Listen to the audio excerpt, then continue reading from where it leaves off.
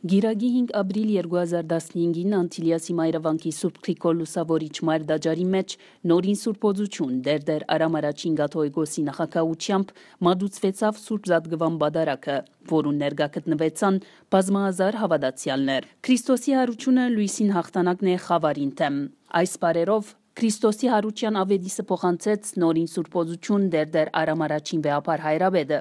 Անսավ Աստուծո որդին կերեզման իջեցնելով մարդիկ կարծեցին, որ գյանքի ու ճշմարտության լույսը կարելի է թաղել։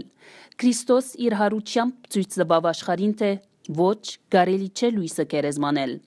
Քրիստոնեական հասկացողությամբ լույսը հոմանիշ է ճշմարտության հավիտենական կյանքի։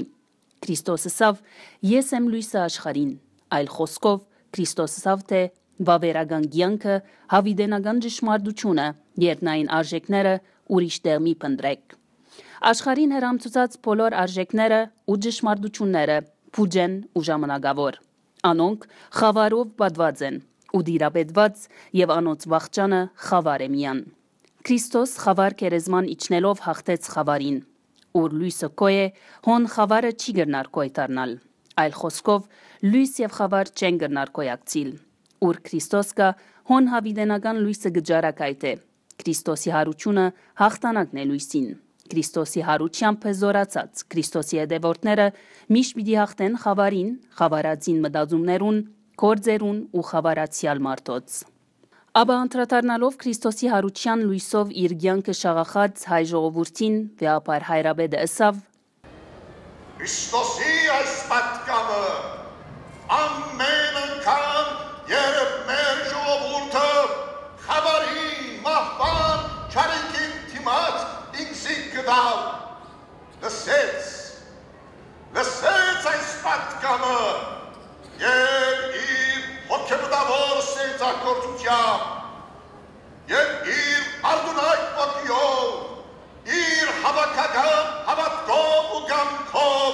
ոչ ըսավ կյանքի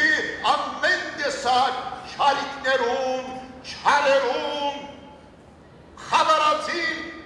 մտածումներում, մոտեցումներում, կեցվածքներում, որոնք կփորձեին մահ սփռել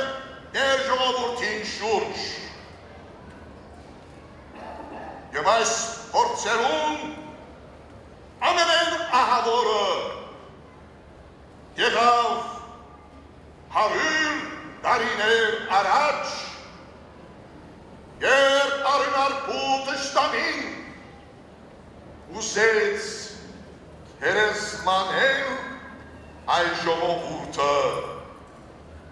և Հայաստանը հայ անունը փորձեց ճնճել աշխարհի պատմութենեն և Հայաստանը աշխարհի քարտեզեն։ Եվ սա երևակայություն չէ, սա անչնչելի իրողություն է, անխարդախ ճշմարտություն է,